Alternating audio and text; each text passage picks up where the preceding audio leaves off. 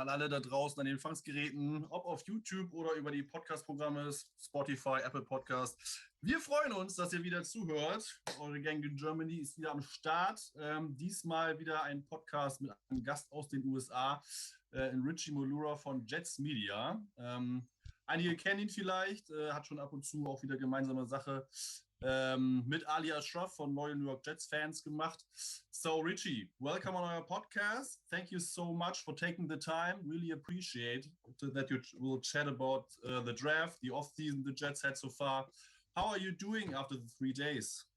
Yeah, I appreciate being on here. I think it's awesome that you guys support the New York Jets all the way in Germany because I feel like the NFL is worldwide, and I love how you guys are, spreading Jets love, posting Jets content in Germany. I really love it, and I'm excited to get into the Jets draft in the offseason. So, the last 3 days have been very long for me. I was live streaming the entire draft for 3 days straight. I think it was a total of 15 or 16 hours I was live. And then I posted a lot of content on my YouTube channel, my reaction to the draft. I just uploaded a video this morning about the undrafted free agents. So it's been very busy for me on Twitter reporting and YouTube.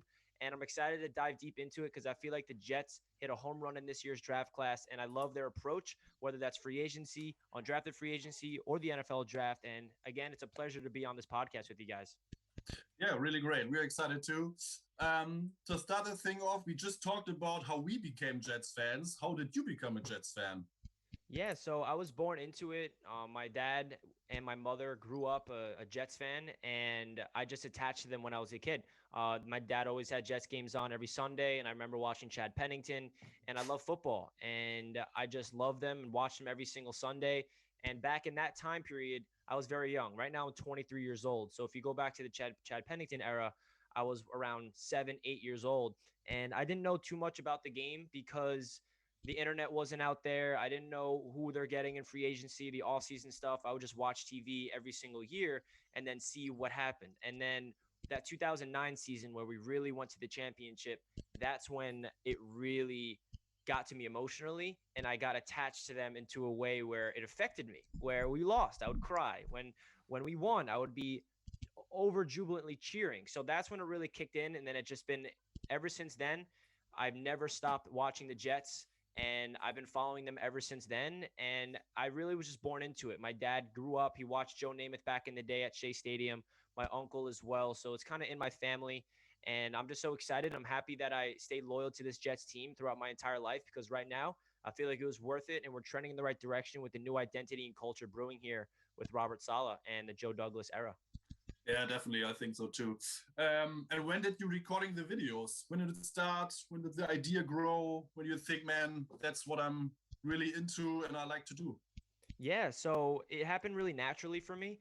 I was in college back 2 or 3 years ago, and I went to college for video editing and producing. And I had a lot of equipment that was supplied to me from college that I didn't have myself. So I said, hey, I really love the Jets. I watch a lot of other YouTubers do this, and I feel like I have what it takes to do it. And I just did it for fun. I didn't think I can turn it into anything that where it is today. I just did it because I wanted to build a community. I want to give my opinion on the New York Jets. And it honestly started on Twitter.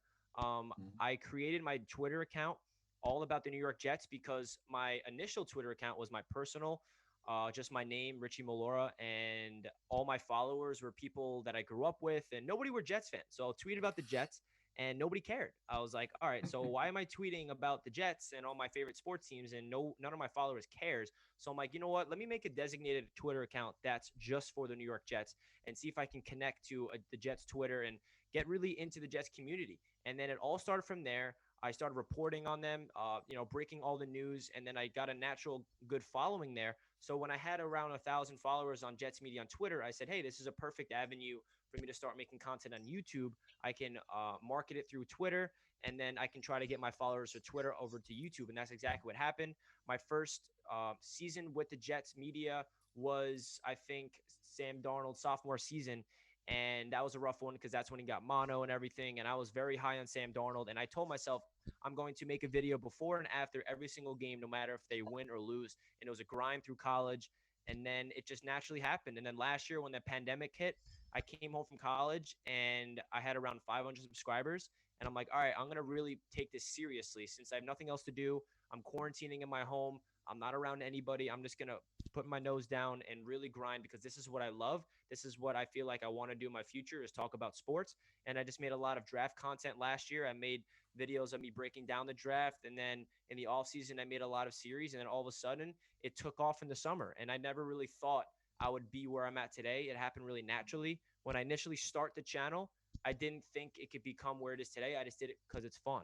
And now it's like something where I never thought I'm, reaching out to so many different amazing Jets content creators like yourself in Germany, all over in America. Just getting connected to Jets fans is something I've always wanted to do. And I'm doing it right now. And it's awesome to be part of the Jets community. Really great stuff. Another question, just away from football. Is it your first interaction with Jets fans located outside of the US, or do you have other experiences with other fans? No, this is my first time connecting to Jets fans outside of the United States. But I will say there are some that tune into my live streams and they tell me where they're from. They say some of them are from Spain, some are from South America, some Australia. But I never had like face-to-face interaction through Zoom like we are right now. And same with my New York Knicks channel. I also have a basketball channel about the New York Knicks. They're very global. I was very shocked when I was live one day and I said, "Hey guys, let me know where you guys are from." And it was like more people were outside of America than inside of America. So it's awesome that we have a worldwide fandom with football, basketball, and baseball. And I'm really excited that, especially you guys, are bringing the NFL, especially the New York Jets, to Germany because I feel like that's such an important part of the NFL going worldwide. I know that they have games in London, and you were actually at one of those games. So it's really exciting that the Jets are in Germany. And I feel like this was awesome. Right when you reached out to me and said, "Hey, Richie, we want to bring you on our podcast. We're located in Germany." I was like, "Oh my God, that's awesome. I would love to talk to you guys." So here we are. Really, really great. Let's get into the draft. You talked before that you think the Jets hit it right out of the park. How do you like the Jets pick this year? What was your favorite pick? Tell us about it. Yeah. Let's Going start. into Let's start day one, because Okay. I think Yeah. Zach Wilson is the obvious pick. Everybody talked about him. Everybody saw that that he will be landing in New York. But my guess was I was not sure before the draft that this will happen because the new culture from the Jets is to talk nothing outside. Everything is inside the building. Nobody knows what's happening, and I was not sure what happened. And then they drafted Zach Wilson, the obvious thing. Yeah, you hit it on the nail. We have no idea what the Jets are doing. It's inside. All these beat reporters don't know what they're doing. There's no inside information that's leaking out, and that's a new era brewing. And you kind of want to see that from our new front office. As you said, Zach Wilson was the obvious pick. I feel like we all knew that he was going number 2 to the Jets. So when it comes to Elijah Vera Tucker, the offensive lineman out of USC, he was kind of a dream scenario for me. That's my guy that I wanted to fall to us at 23, but I knew it was unrealistic. So I'm like, all right, I can't get hyped up because it's honestly not going to happen unless the Jets trade up to get him, which is exactly what happened. Every single mock draft I did leading up to the draft, I always wanted Elijah Vera Tucker. He was number 1 on my board. I was seeing, is there any way he can slide to us at 23? Is there any way the Jets can trade up? And then we heard from Joe Douglas talk to the media a week before the draft, and he said they're doing homework on what it would take to move up in the draft. So they know the day of the draft, if there's somebody that's available at a certain pick, they already know what it's going to take and they can pull the trigger. And that's exactly what they did. So Elijah Vera Tucker is honestly my favorite player we drafted in the entire draft. Obviously, we're talking about day one today, but I think AVT is a perfect fit for the offense with LaFleur, obviously, and to pair him up with Mekhi Becton, I think that we are set on the left side of the offensive line. As we know, this Jets offensive line has been very bad in the past couple of seasons. We have ignored it. Mike McCagnon just felt like it was not a need. And that's why every single quarterback that went behind center in the recent decade has been terrible. And Sam Darnold was set up for failure. He did not have the protection of the playmakers. And you see Joe Douglas prioritizing the offensive line. He's a former offensive lineman himself. So for him to go up there, be aggressive, give up 2 third-round picks, get a 4th-round pick in return to move up 9 spots to get Elijah Vera Tucker is such a home run. I don't know if you guys saw my reaction, but I posted it on Twitter. It was Jack and I were just going crazy. We were screaming because that's what we wanted, and we didn't think it was going to happen. So that's why it just came out like, yes, we did it. We got Elijah Vera Tucker. Like, we need to build this offensive line, and he is the perfect guy to beef up that interior offensive line. Yeah, even Lili, who is a cool down guy, he jumps up and was really excited. So Basti didn't. He liked the player, of course, but he's undecided about the trade. How do you grade the trade? Yeah, the giving trade, up 2 third-round picks. The way I look at it is, you see what the New York Giants did, right? They traded down 9 spots, and they got a first-round pick, a 4th, and a 5th, or maybe a 6th. One of those 3. Yeah, a 5th this year, a 4th first next year. Yeah. Yeah. So what the Jets did is they moved up 9 spots. The Giants moved down 9 spots. If you look at the compensation and compare it, we only gave up 2 third-round picks, and we got a 4th of return. So I am all for it. You know, the way I look at it is, we traded up for a player. We didn't trade up for a draft pick. Joe Douglas saw Elijah Vera Tucker and said, this is a guy that can just be a potential Pro Bowler. He's the best player in the draft at that position, and he's versatile as well. He's not just a guard. He played left tackle at USC. So if there's any injury concerns, unfortunately, to Becton, we have that flexibility of moving AVT all over the line. So I would have done it. Going into the draft, I said on Twitter over and over again, the Jets should trade up for AVT if they don't think he's going to get to them at 23, because that's the type of potential he has, and I would do that trade all over again. I honestly thought we would have to give up a lot more. It's very, we have to appreciate that we did not give up a future first, we did not give up a future second, and we only gave up 2/3 this year. So we still have all the capital next year, which is 11 picks. We gave up 2 third-round picks, and I know we're going to get into later in the draft, later in the podcast, but we got Michael Carter in the 4th round, who I thought was a 2nd, 3rd round talent. So we got extremely good value, and I would do that trade all over again. I know some people are a little iffy because we gave up capital, but we have the ammunition to be flexible and aggressive to get up there, because we traded away Jamal Adams, we traded away Sam, we traded away Leonard Williams, and that gave us flexibility to be able to go up and get some players and still have enough ammunition to draft players. And another thing I want to mention is, we went into the draft with 10 total picks, and we came out of the draft with 10 total picks. So we went up to get AVT, and we sacrificed 1 pick. So we had 9 picks. And then in day 3, Douglas traded down and acquired another pick. So at the end of the day, we still got 10 players. Basti, you agree with Richie, or what's your opinion on the draft itself from the day first and the trade? Yeah, of course. I think there are shades of the brickish of Ferguson and Nick Mangold inside here. It's just 1 year difference, but we have an interior offensive line and a left tackle that will be the anchors of the offensive line.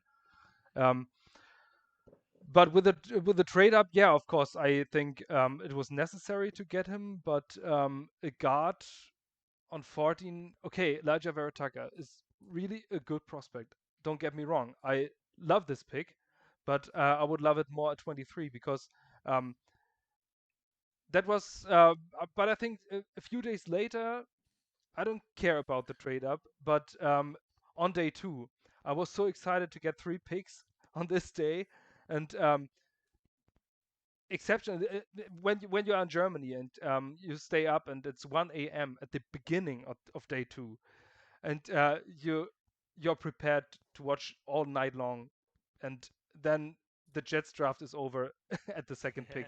That's it's more of the because of entertainment. It's more an entertainment question, and everybody talked about trading down and acquiring more picks, and then we picked at at the 2nd pick, and the day was over for us. So maybe it was more of that because of logical reasons. I love the Vera Tucker pick because of the old story of Brickish Ferguson and Nick Mangold, and I see a similar plan. I mean, I think every fan wants to trade down a little bit, because, I mean, our roster is so depleted, and we could help in every position, no matter what. So, but I like the Vera Tucker. I like the up trade. I did it in a mock draft with the Jacksonville Jaguars German fans here, just from 23 to 19, and gave up the 4th and one of the 5th. But that's just with 5 spots and not 9. So yeah, I'm with Basti a little bit, because 2/3 were the was a great chance to strengthen our roster. But in the end, I don't mind, especially after the guys we still picked. So I'm really excited about the pick and still are, especially with the trade. Do And you like that? you can get Yeah. a Darius Stewart with a third round pick. So Yeah, yeah, the past showed that we can watch it up, but I think Douglas said had picked the right one if we had it. Richie, do you like Zach Wilson? What is your favorite QB except for Trevor Lawrence, of course, or did you wish we picked Justin Fields for example? Yeah, I had a very open mind with the quarterback class going into 2021. If we thought that Zach Wilson or Justin Fields was the pick, I was going to be happy either way. It just became like inevitable, and every single Jets fan around the world knew that Zach Wilson was the pick. So it was kind of like, all right, I'm not going to really put a lot of time into researching that much into Justin Fields because I don't think it's possible he's going to be the pick. But if they end up going that route, I would have been happy. I also do love Trey Lance, who went to San Francisco. So I think Zach Wilson was the right pick for the New York Jets because he fits the scheme the best. I think he has the best upside and he has that it factor with that arm, the fluid motion, the ability to maneuver the pocket, throw off platform, zip the ball 50 yards down the field with flat foot.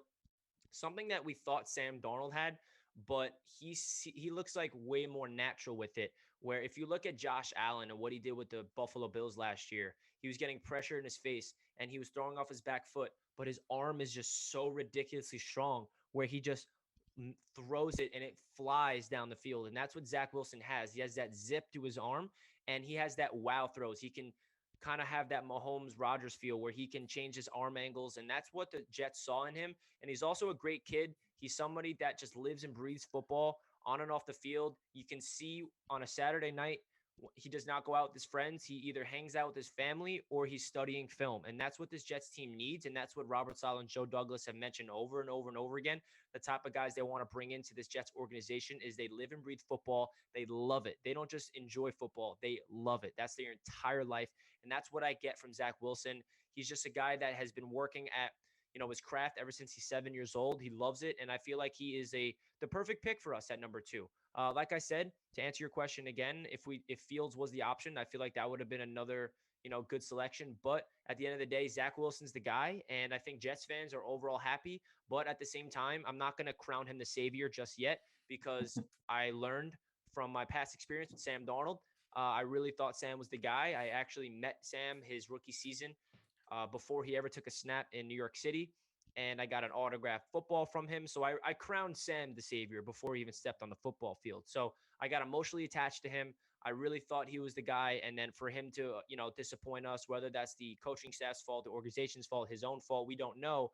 But I'm not going to look at Zach Wilson and say, you're my franchise quarterback until he goes out there and proves it. I think he has every single opportunity to do so because what the Jets are doing organizationally to surround him is something we never did with Sam. And you heard what Robert Saleh said on the phone to him when we drafted him. This organization is going to lift you. It's not the other way around. And that's so refreshing. And I know we're going to get later on to the draft, but the first 4 picks were offense. That's the first time since 1983. So the Jets are surrounding him with talent. And it's so refreshing because I feel like he has every opportunity to prove to be the franchise quarterback the Jets hope for him to be. Okay, Basti, we talked at length about Zach Wilson, Justin Fields, Trey Lance in our podcast in the last couple of weeks. You agree with Richie? yeah, of course. After I saw the press conference and a couple of days later. Yeah, I love Zach Wilson, his playing style, his X factor. I think he is can be the guy, and I see it like Richie. I don't crown a savior with the Jets. I'm a Jets fan too long. So, Not anymore. but one thing that I find that I think is really interesting is Zach Wilson was the second overall pick for the Jets, and nearly nobody days later write about Zach Wilson. It's all about the draft class. I think it's because everything is said and done. Um, right before the draft, everything we knew everything about Justin Fields, Zach Wilson. the Sam Darnold debate went into a Wilson versus Fields debate, and nobody wants to read and wants to talk about it anymore. I think that's the point, because they picked everybody thought it was Zach Wilson. There were some guys that say we picked Justin Fields just to want start a discussion. That's what I thought about that. And now we have Zach Wilson. It was the obvious pick, and we want to see the other guys. We want to talk about the other guys. The second pick was the obvious pick, and the trade up and the really good undrafted free agent class. All this is the story right now, and I'm lucky about that. We have enough time to August, September to talk about Zach Wilson, and just wait. Yeah, great. Richie, how did you like the pick of Elijah Moore on day 3? On day 2, sorry. Yeah, that was crazy, guys. I made a video the day of day 2, like the morning after the first round, and I said players that the Jets can target at 34. And obviously, the big storyline, like you guys mentioned, that the Jets are getting significant interest in trades. So, in my mind, I'm like, okay, Joe Douglas traded up. He's going to trade down. He's going to get that capital he gave up. That's what I really thought was going to happen. And then all the players that I listed in my video, I didn't mention Elijah Moore until the end. And I'm like, wait a second, guys. I forgot that Elijah Moore is still available at 34. I just assumed he went in the first round because I thought that he was a top 25 prospect.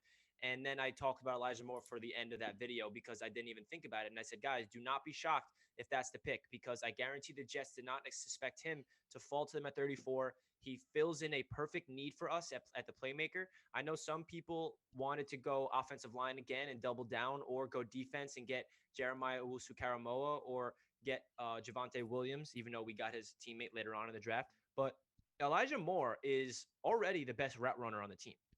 If you look at his highlights, and if you look at him practicing, it's ridiculous. This guy has next level talent. And if you look at the previous Ole Miss receivers that went in the second round, AJ Brown and DK Metcalf, those guys are elite receivers. So for the Jets to sit back and you see how excited Saleh was and Douglas to get Elijah Moore, that just makes me love the pick even more. Robert Saleh's on the phone with him saying, like, let's go. Like, I've never seen a coach this excited. We're going from Adam Gase to Saleh. It's like completely different personalities. Saleh is everything I've ever wanted in a Jets head coach. Me but too. What the Jets did with Elijah Moore is they went the best player available route. They want the best player available instead of need. And I feel like that's what their mantra was for the entire draft. With whoever's available on the board, they felt like, okay, this is the best player available. And there was a lot of question marks surrounding the Jets getting a slot receiver in free agency, and we never did that. So Elijah Moore is going to fill in, and we have a very scary wide receiving core all of a sudden. Last year, it was depleted. This year, we got Corey Davis, who I'm very high on. Denzel Mims, who I think has wide receiver 1 potential. Elijah Moore, who is the best route runner on the team, 5'9", plays like he's bigger, the fastest and most physical guy probably on the team. And then James Crowder, who's been the most productive receiver on the Jets, and Keelan Cole. So those are 5 receivers that I'm comfortable with. And I love that they're surrounding Zach Wilson with playmakers, because it's going to make his job a lot easier. Basti, which player did you want it on pick 34? I mean, I didn't think we pick a receiver, to be honest. I also thought we trade down because there were a variety of players available. So what was your thought going into the second day of the draft? I believed the reports, and I thought that Tevin Jenkins would be the pick as a potential successor for George Fant in a year, maybe redshirting him 1 year, or slide him to guard for 1 year. That was my guess. I thought about a trade down. Ian Rappaport reported half an hour before the start that there was significant interest from the Falcons and Cowboys. Just 2 spots. That doesn't make any sense to me. Acquiring a 4th round pick for a trade down, then maybe to acquire a 3rd round pick back. That was my guess. I never thought about Elijah Moore, but me personally, I'm not a big fan of draft by need, and I don't think that a good general manager should do that. Maybe with an early 1st round pick, where you can get the best player on this position, or on this position group anyways.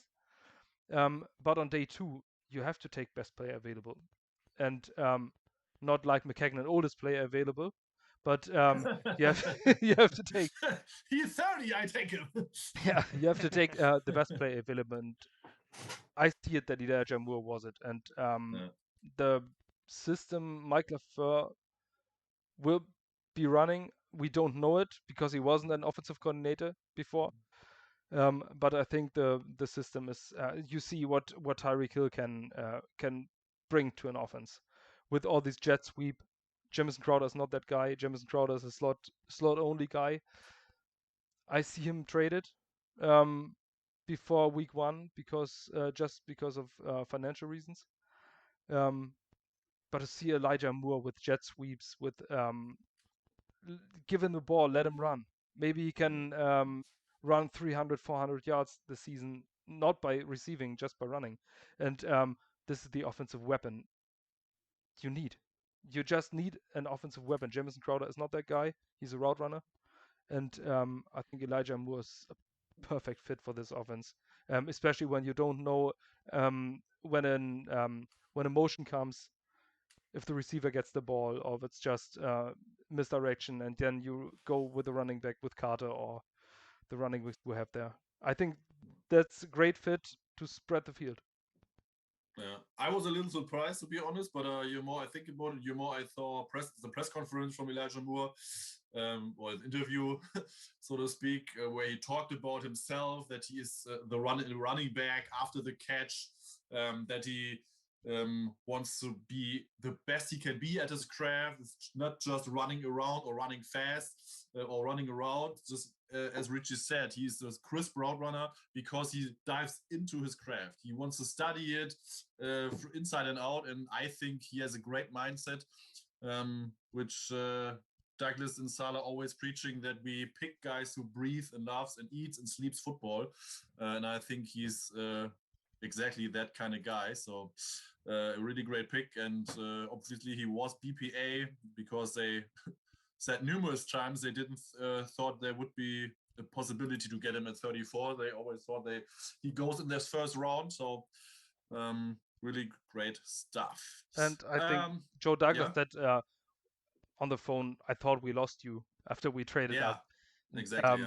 That was I think when I see and I think about that, I think they had with the second pick Elijah Vera Moore or Elijah Vera Tucker. That's my guess. When he said we traded up and took him at 23, which would have shocked all of us, which is very interesting. That's exactly what I took from that phone call. And I saw the video, AJ Brown crying tears for him getting picked. So that's just happens when you have a friend who loves your character. And I think this is a guy you want to have in the locker room. You want to have you want to have there. Yeah. So remarkable 2 days for us. Brian, quite objective to see, not because we're Jets fans, because most of the analysts think so too. So it's a great feeling that we possibly hit it out of the park and have three great stats in the first 2 rounds. We in our Jet group are a little bit mixed, if I say it right, about the day 3 selections. I'm not a big fan of taking running backs that early, so in round 4 I'm okay with it. And Michael Carter is arguably one of the best running backs in this draft class. So what's your opinion on the class? I mean, 4 picks offense, and then just not just defense, but just defensive backs, as they call it. Of course, there are 2 linebackers in Sherwood and Nasruddin, but they are all represented at the NFL Network per se, so as defensive back. So what's your opinion of the picks? Yeah, I think day 3 just put us all like, okay, nobody expected this. You know, we all have our mock drafts and we're doing this and that. And when they first, I'll start off with Michael Carter, because when we drafted him right away, I'm like, oh, wow, Joe Douglas isn't messing around with his offense. Like, I expected that to be a defensive pick, but again, he picked best player available. They said they were crossing their fingers in the third round. They said it was so hard to watch the third round without them having a pick and watching Michael Carter slide to them. I feel like, again, they went best player available. I thought Michael Carter was going round 2 or 3. You know, him and Javonte Williams, who I went to the same college, and they were both dynamic backs in their own ways. And Michael Carter, I know a lot of people wanted Javonte Williams at 34.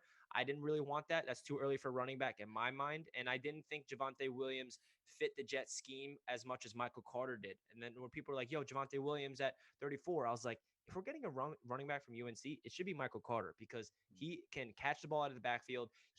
All you need is space. And to plug him into this LaFleur offense with a widespread concept, if we can get blocking downfield with Makai, AVT, and we got really good blocking wide receivers, honestly, in Denzel Mims and Corey Davis. So if they can set the edge and we get Michael Carter in space, all he needs is to get that space because he has such great footwork, vision. He can cut. He's explosive. He can get down and score a 60-yard touchdown with ease. So I feel like Michael Carter, I knew it was an option at 107 when, waking up on Saturday morning, but I didn't think it was going to happen because I really felt like they were going to go defense. But then they go defense 6 players in a row, like you mentioned. So let's get right into that. That was crazy because NFL Network had all these players as a safety, but the Jets did not label one of them as a safety. They were all linebackers or corners.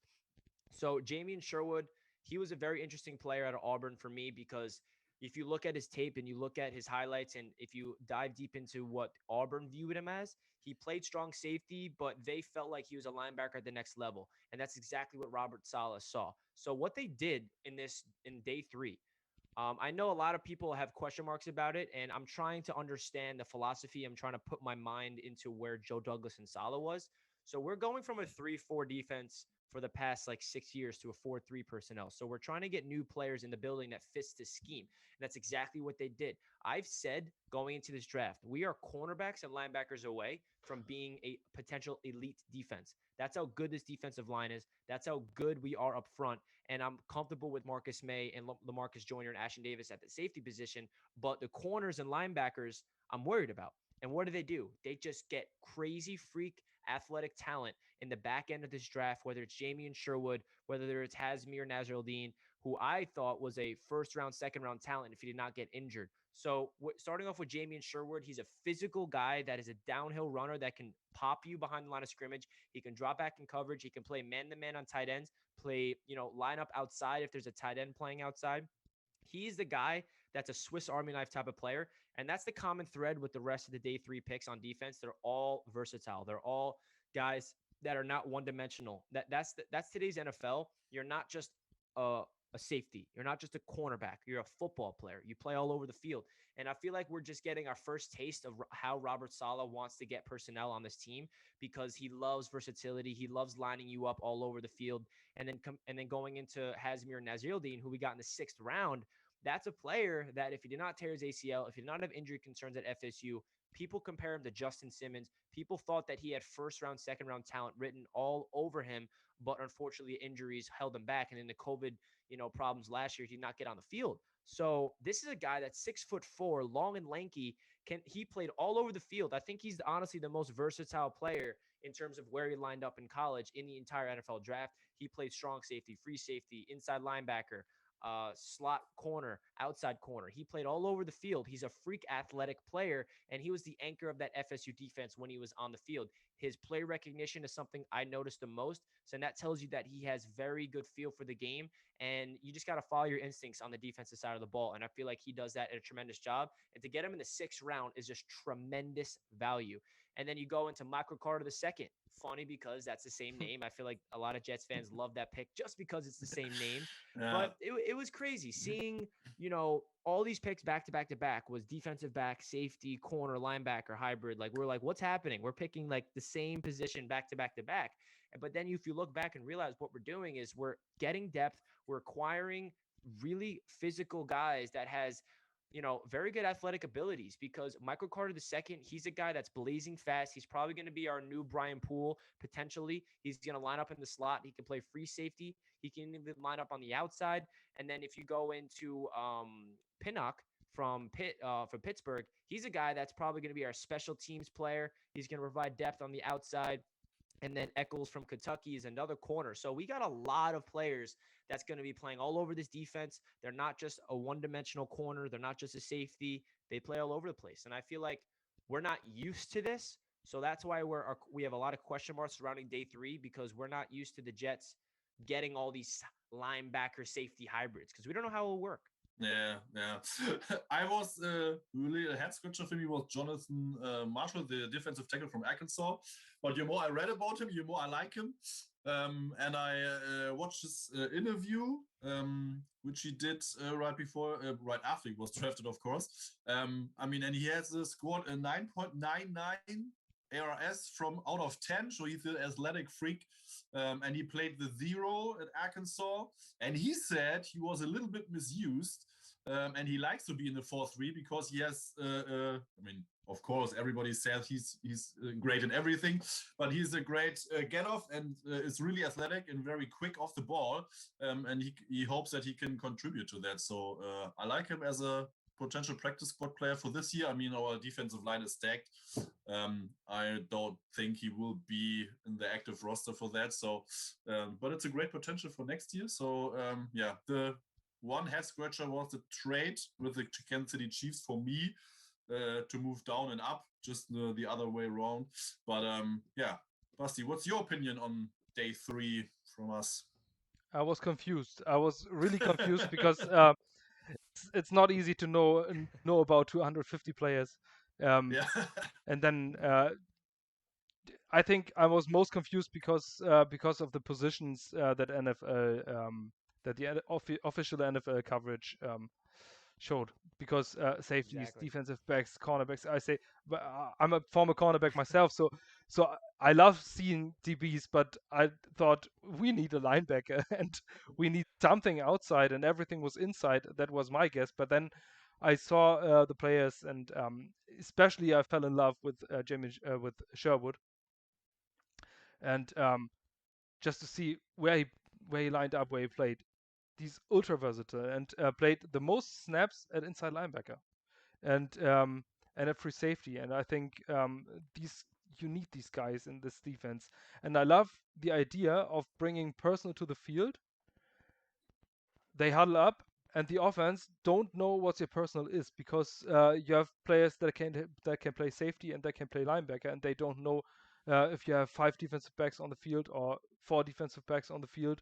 And just when you spread out, you see it. And a young quarterback, especially in the AFC East,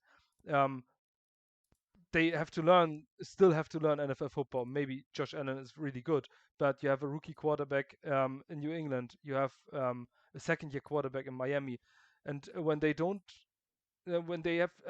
it's difficult to recognize what personal the defense brings on the field and what coverage they will play, just to rob them 5 or 10 seconds, I think that can change a game. And especially with the strong pass rush, recognize a strong pass rush we have built.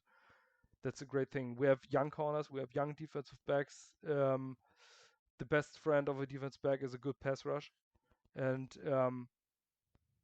you can build around. And maybe it's a crapshoot.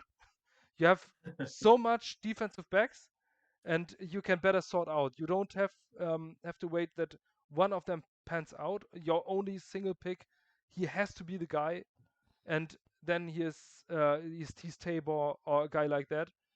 You have 5 guys, and 2 of them must be starters. I think this chance is better than you have 2 and 2 must be starters. Yeah. That's because I like it. I think the holds after day 2 was just defensive backfield, linebacker, defensive backfield. Okay, we can still use a tight end, but I think the undrafted one will be very good. And but that was the way to go, and they went all offense at the beginning. We was the worst offense last year, and you have to upgrade this. We did this, so now the defensive backfield, I think when I look back at it, it was a really good tactic. But on day 3, I was really confused. So do you think the picks were more need-driven than BPA? I think they had the plan to draft defense, defense, defense. They knew that they have to bring more on the offense, and you see on Robert Salah, who was a defensive guy nearly all around his coaching career, you have to feed him. You have to say, okay, when we draft all offense 2 days, then here are the keys for the draft. I think that was the plan. Richie, what do you think? Which player, besides Michael Carter, of course, we always think, everyone thinks that he will be an impact playmaker. Which of these players do you think can make an impact early? Out of the players we drafted? Yeah. In day 3? Yeah. Besides Michael Carter. Yeah, besides Michael, I think Hazmir Nasruddin has the potential, if he stays healthy, to be very good. I mean, everything that I'm seeing all over the place is this guy is a first-round talent. If he did not tear his ACL, if he did not, get all these injury concerns, if COVID wasn't an issue last year for FSU, he has so much unique abilities, whether that's play recognition, whether it's his size, his ability to be so long and lanky and still lay a hard hit. And to get him at the 6th round is such a good value. And we also have to realize coaching matters. And we have, I hate talking about it, but we had a nightmare of a coaching staff 2 years in a row.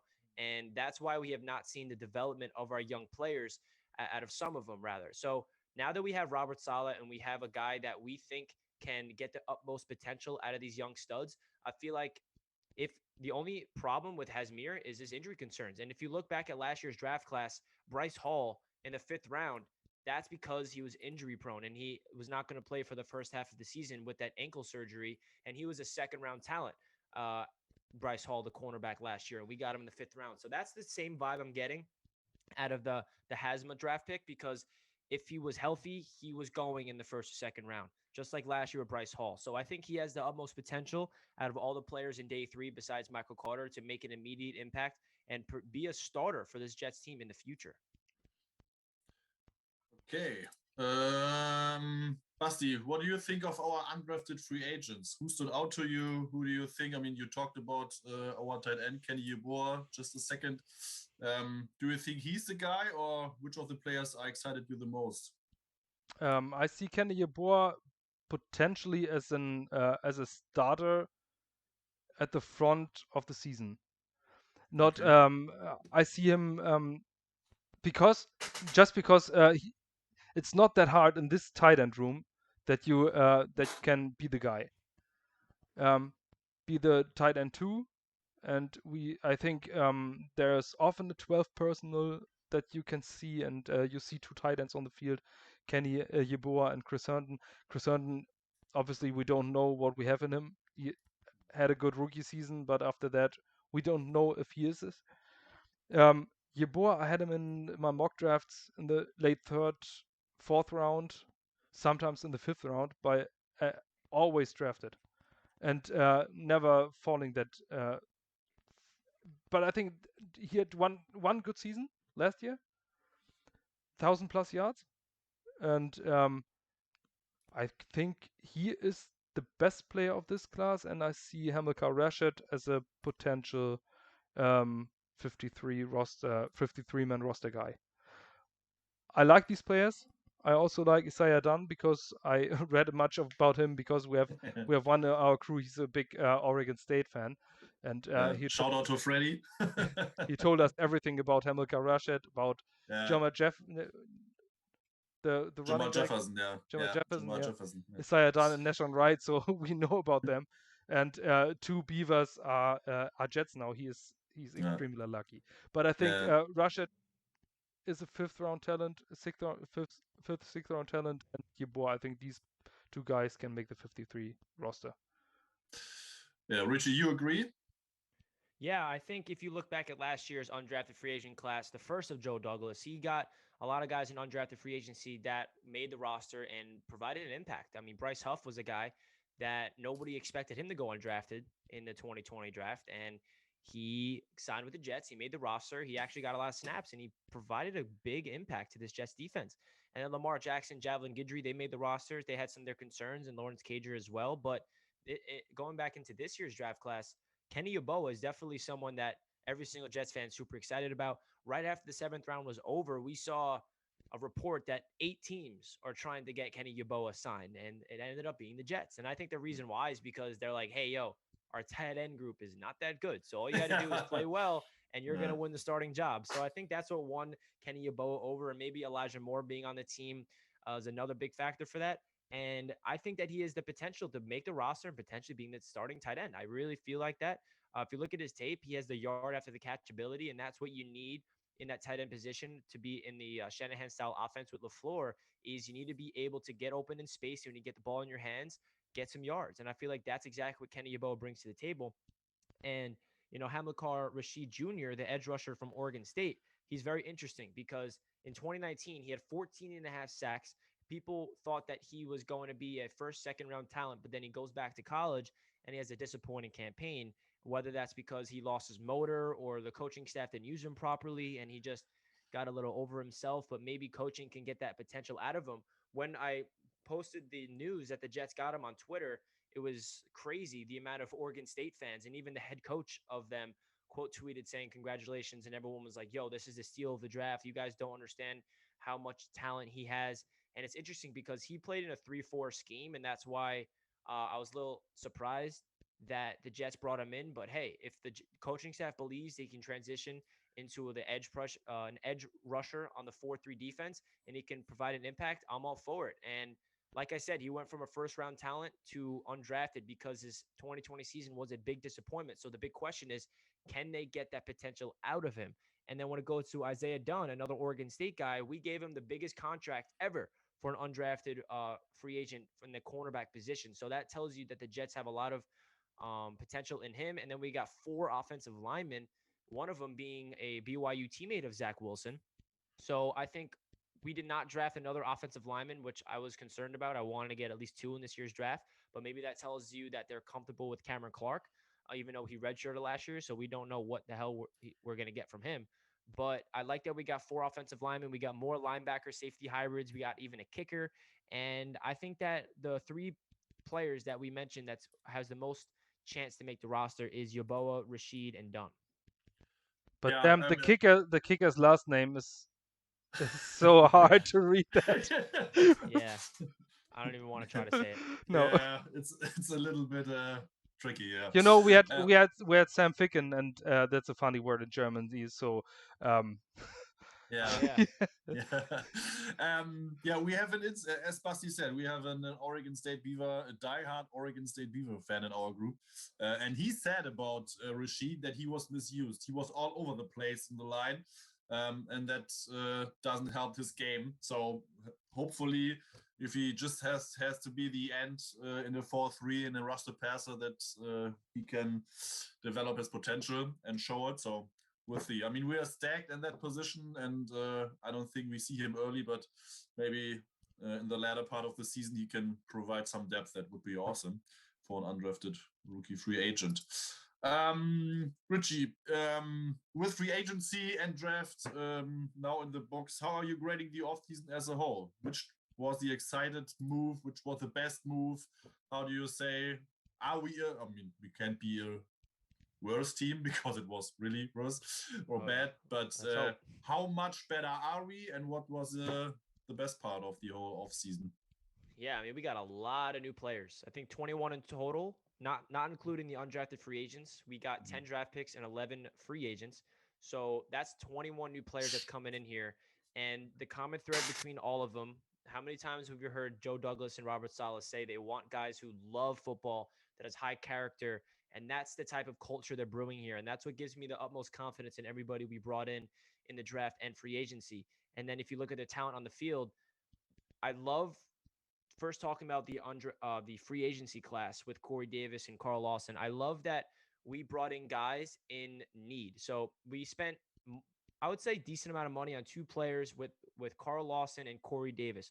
We have not had a true edge rusher in God knows how long, and Carl Lawson provides that. He's literally the missing piece to the puzzle for this Robert Saleh defense. We saw the San Francisco 49ers have a dominant defensive front, and that's how they got to the Super Bowl. They were just getting to the quarterback. They never let the quarterback have more than 3 seconds to throw the football, and that's how Robert Saleh's defense is, it's supposed to just make the cornerbacks' jobs a lot easier, where they don't really have to worry about getting beat because the quarterback's on their butt by the time they even snap the ball. So for the defensive side of things in free agency, we just double down on our strength, and that's the defensive line. The defensive line for the Jets has been always good for the past 10 years. We've always drafted defensive line early in the draft for a long time, and that's where we've always never really had to worry about. The offense has been the issue, and we went out there and got Corey Davis, who is a former 5th overall pick. He actually had the most yards in the NFL off of play action passes last year, and that's exactly the type of offense we're coming in with LaFleur. So that's why I'm confident to have Corey Davis on the outside, who I think still has a lot of room to grow. Denzel Mims on the outside, and now Elijah Moore and James Crowder on the inside. Watch out. And also, the one thing I did notice about the free agency class that I love is they did not give a lot of money to players that are older and hit their peak, such as Le'Veon Bell, CJ Mosley. Those two players that McCagnon brought in, they gave him a lot of money, and those are two former multi-time Pro Bowl players, and they gave him money for what they did on previous teams, right? So what Joe Douglas is doing, he sees potential in Carl Lawson and Corey Davis that are 26 years old. They say, we're going to give you this contract, and we think that you're going to hit your peak on the New York Jets. We're not going to pay you for what you did on your previous team. We feel like the coaching staff and the system we have here, you're going to become a Pro Bowler for the New York Jets. And that's the very different approach that I love. And it's flexible contracts where we still are 3rd in cap space next year. So that's another big thing we have to realize. We did not hand out money. A lot of people wanted us to go all in and the big fish, and we're not that team anymore. You don't win Super Bowls by winning free agency. And the Jets have won free agency, won the headlines in the offseason for way too long, and it's never worked out. The year that we got Le'Veon and CJ, we all thought it was going to work out because they're studs and they're former Pro Bowlers, but it was a nightmare. The contracts were nightmares. They never worked out for us, both of those players. We still have CJ Mosley on the roster. Let's hope that he can do something in year 3, because we haven't had a full season, not even a full game with him on the field yet, that he's fully healthy. So I just love the approach with the Jets. They got high character guys that love football, and they did not overspend at all. They're flexible with their cap space in the future, and they got guys that they feel like are going to hit their potential. And I love that they doubled down on their strength with Sheldon Rankins on the defensive tackle, Carl Lawson, Vinny Curry as a veteran edge pressure, who I feel like is going to fill in for Steve McClendon with that veteran role, former Super Bowl champion. He's going to be the leader of that defensive line. And then LaMarcus Joyner, the veteran safety, and then Justin Hardy, who I think is a very underappreciated signing for us. 3-year deal. He's going to be the special teams captain, probably the best character we brought in terms of him as a person. And he has a really good heart, as he said in the press conference. And then on the offensive end, we just supplemented the roster, and we saw that the players that they ignored in free agency, they went all in on the draft. That's Elijah Vera Tucker, the guard. The defense, we went all over the place with linebacker, safety hybrids, as we mentioned, and we just doubled down our strength. So when it comes to my overall grade, I'm honestly going to give it an A- just because of their approach. I love it. It's different. It's not the same old Jets offseason approach where we're trying to win headlines. They're building for the future. They have their vision for the 3 to 5 years. They're not trying to win a Super Bowl in 2021. They're trying to build a sustainable winner, and that takes patience. And Jets fans, it's hard to have patience when you suck for so long, but it's refreshing that they have their vision for the future instead of the short term. Yeah. Basti, we talked about the free agency class the last couple of weeks. We were excited as well. Great players, Carl Lawson, Rankins, as Richie mentioned. But do you think we need to address one position or one specific player, add to our team after the draft in a couple of days? Or what is your biggest thing you want to hear from the Jets? Maybe the Marcus May extension? What do you think? Marcus May extension will be in priority, and I think they will do it now because they have the capacity to talk about that. But I think we need a proven corner, and that's the missing piece for me. We have a lot of defensive backs, but they are all day 3 picks, and day 3 picks, and we have a battle between Bless-One Austin and Bryce Hall. I think Bryce Hall will be a starter in this league. I loved when he was on the field, and I think he's still the talent, and he's a good character, he's a good guy, he's a good player. But I want a proven corner. And I think it's the obvious thing now that we sign Richard Sherman maybe for a 1-year deal. I think his presence will be good for all these DBs. Steven Nelson would would be the best one out of the bunch, I think. But Richard Sherman, one starting corner that has to start every game, every snap, will be a good choice now. And I think that something in this direction will happen. Maybe a coverage linebacker. Maybe you can try to sign Quan Alexander. That would be good for us. Weak side linebacker, a coverage linebacker, because these are the position groups where I have question marks at the front. Not at the depth, but at the front, that you need a starter. Corner and linebacker, and I think the offense is set, and receiver and offensive weapons are set, and I still can't believe that I say this as a Jets fan. Yeah, we have a good receiving core. Last year, Rashad Perryman was our fucking wide receiver one. So this no, this year is way, way better, and I love to see and to be excited, not talk me into it and say it will not be this bad this year. These were the last years when I think, okay, maybe we are surprise team for 8-8 season. No, we can be excited. I don't think that 2011 will be the year for us, but it will be 2022. But we have a great young team, and I think it's will be a well-rounded roster. I watched Richie's draft coverage from day 2, and he told about every receiver we had, and in that moment it hit me that I thought, oh my gosh, what a great receiving group we have.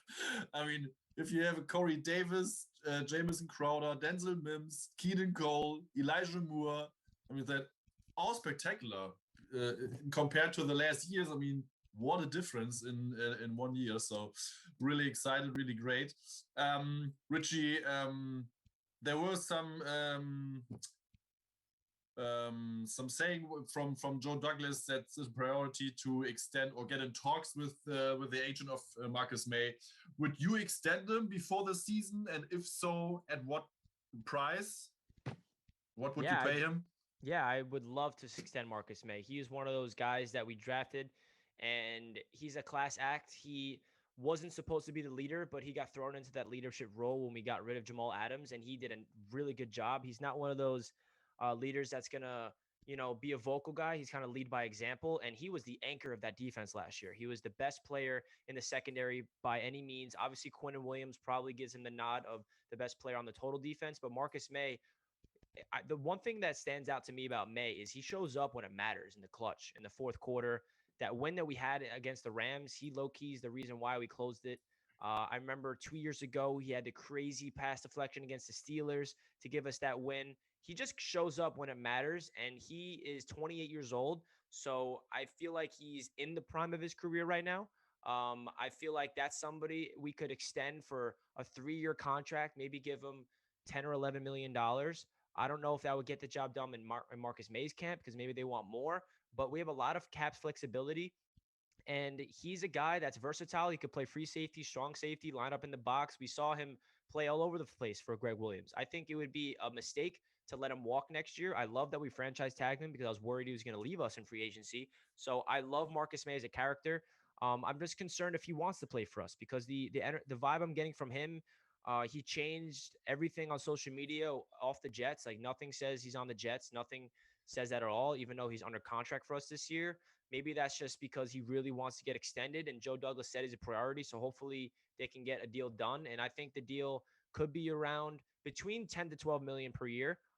If the only way they can get him is if they go up to 12, I'll do it, because he's worth it. He's a guy that's going to be another veteran presence for the young guns that we're bringing in, like Ashton Davis entering year 2, when all these safeties we drafted, safety linebacker hybrids, whatever you want to call them.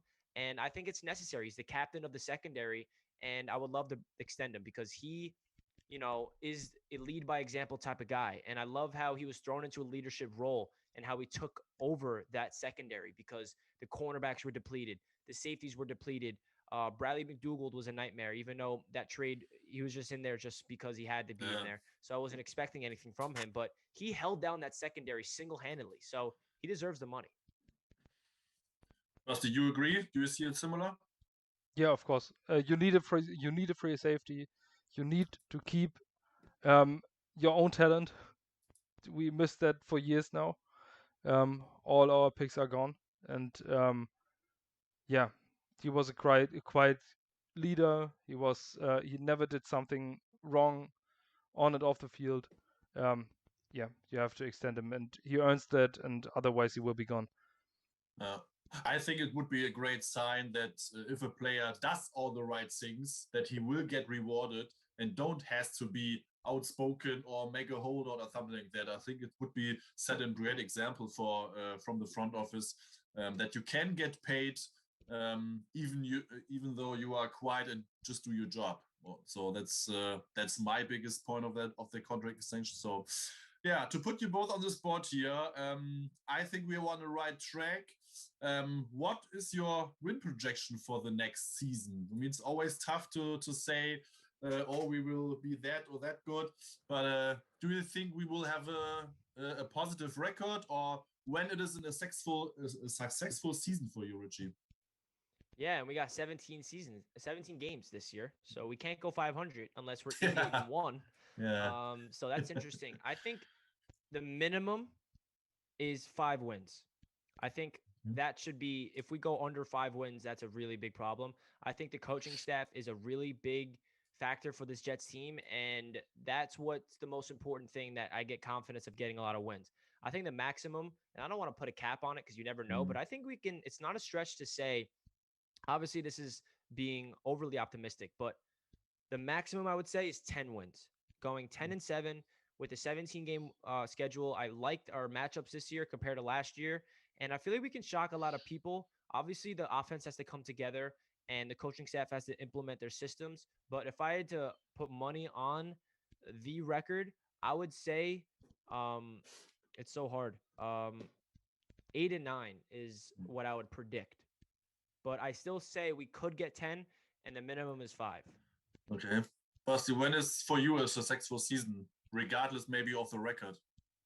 If you see that this team will come together and grow as a unit, I think it's more important to see the coaching staff and the quarterback on one page and the general manager on one page and winning games and coming back from losses, from big losses. There will be games. We have a rookie quarterback. We have a rookie head coach. We have a rookie offensive coordinator. There will be games that we will lose and will not just lose by 3 points. There will be these games and coming back from it. I think win-loss in 2021 is not that important, but as Richie said, you have to win minimum 5 games. You just want to go in the next season to be when you are in playoff contention next season. You will come out of the gates with a good season behind you. I think we can win 9 games. Realistically, I really believe it, but we have a rookie quarterback, and never forget that rookie quarterbacks they need time to develop. In modern NFL, I think 5 or 6 years ago, there was a time where rookie quarterbacks came in and redshirted the first year, and now they have to start on week 1, week 2, or week 3, and going into week 6 or week 7, everybody says, "Hey, he's a bust. He's a first round pick. He don't start. He's a bust."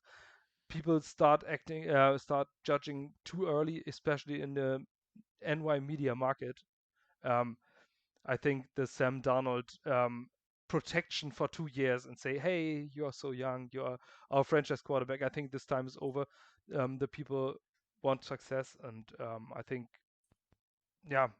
To coming back to the point, I think an 8-8 season right now, it's an 8-9 season. I know would be a success. Yeah. Otherwise, you have a Justin Herbert start to your season. You're a bust. It's really problematic. I mean, we see it with Tua. I want just last words. I want that we are playing meaningful games in November when we are in contention for a wild card 2 or 3 weeks before the end of the season. I can live by missing it.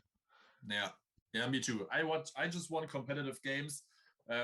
As you said, we will lose games big time. We will lose close games just because the team is young and has to learn to win. So, but I just want to be competitive in the games, and as you said, be a little bit in playoff contention, even if we are just in the hunt and 1.5 or 2 games out of it. But just be there and be in the conversation. That would be a success. Yeah. Richie, I think we talked about every topic I had, every question. Basti, do you have any questions for Richie? Will the Mets finally score runs? I don't know if you saw the game last night. Yeah, They yeah, did. just one inning.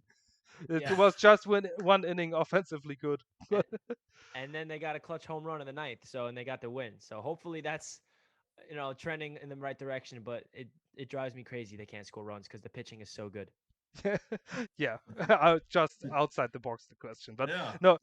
My question is, how can you bring that all together? You write Basketball Kingdom, you write Knicks Media, Mets Media, Jets Media, all these platforms, on Twitter, on Instagram.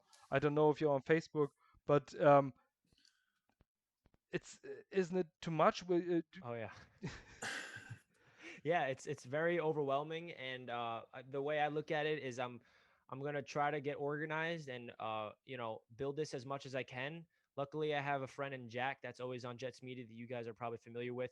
He helps me out. He writes scripts for me for Touchdown Kingdom, and I have a video editor. So the goal is to hire a team of content creators and get people to help me build this from scratch because it's hard to handle this all myself.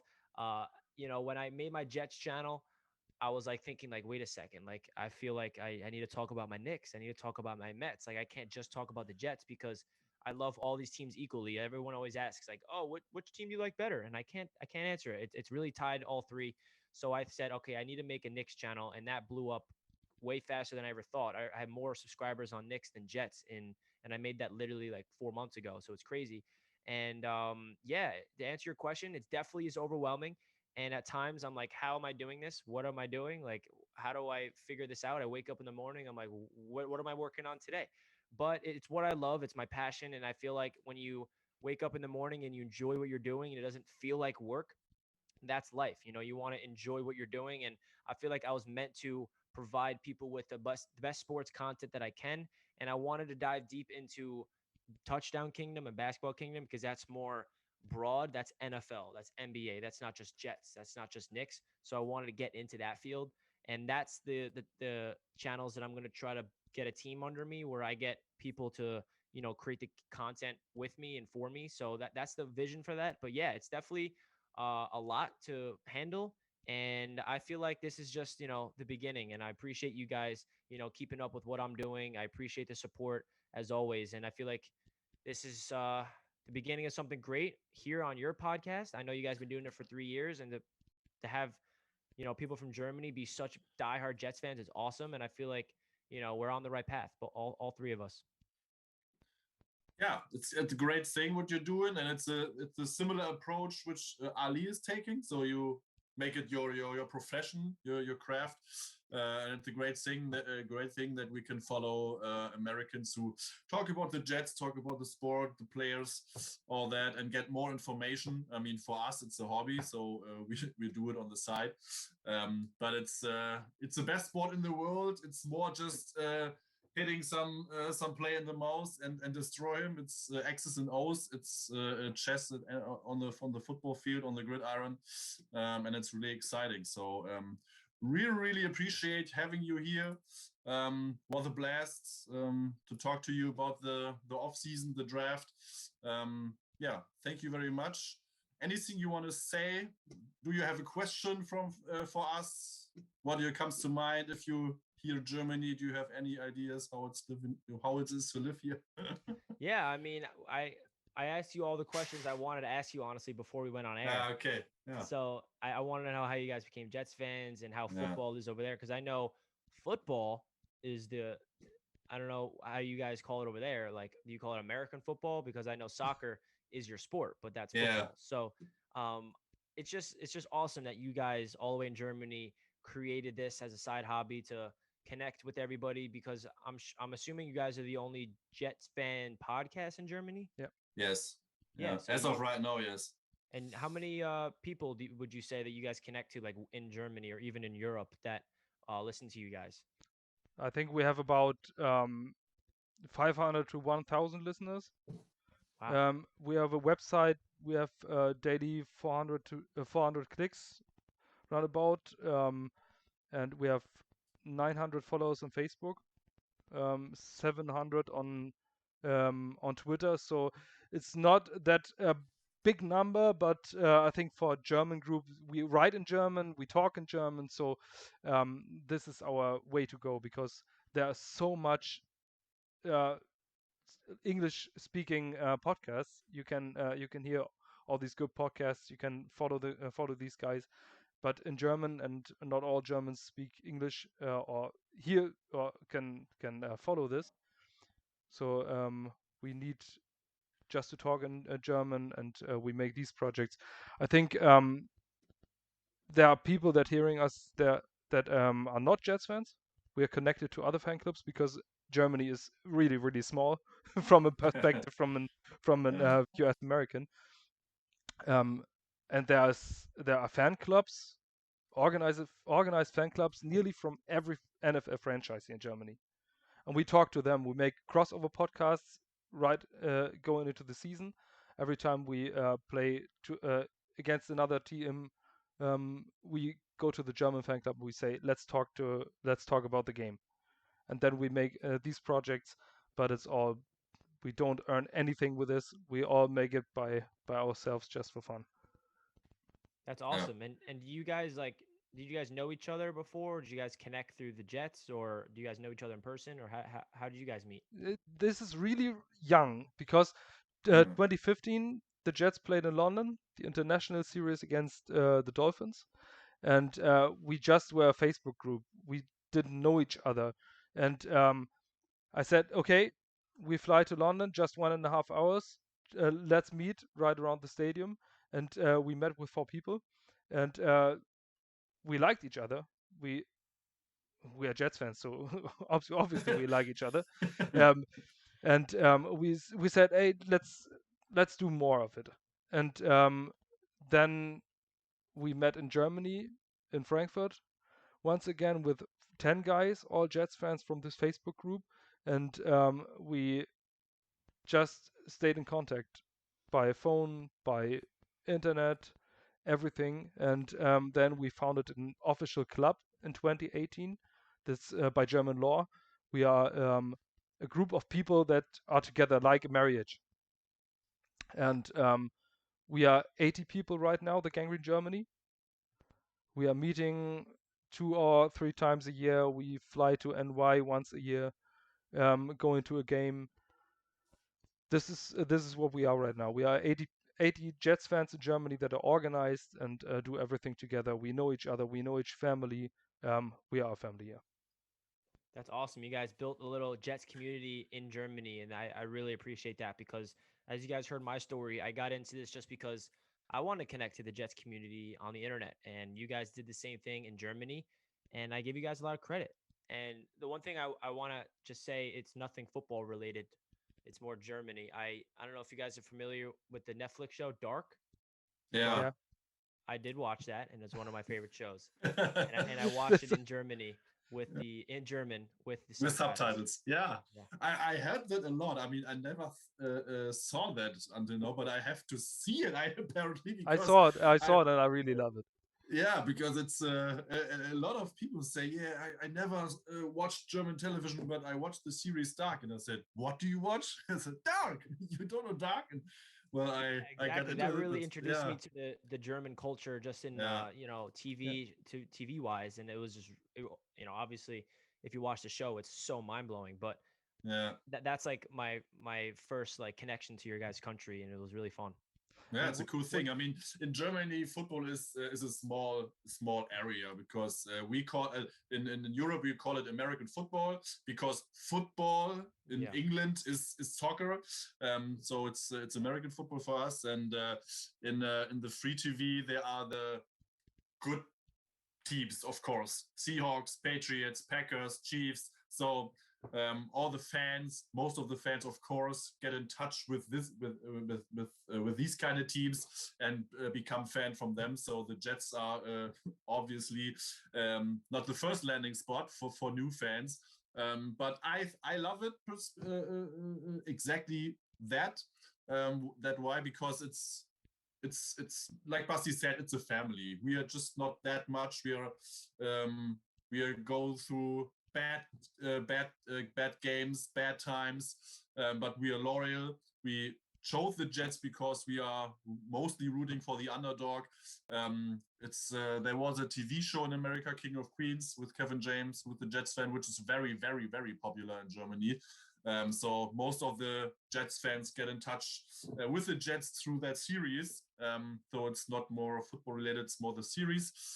So that was a big part of it. And we like it a lot, and it's really fun. And hopefully we can celebrate some games in the next year. So really maybe when you come to Germany, you can drink your first good beer. Yes, because when we are there, you can do really, really good stuff, but one thing you can't do in America is brewing beer. Yeah, the unfortunate thing for me, I'm actually gluten-free, so I can't even have beer at all. Okay.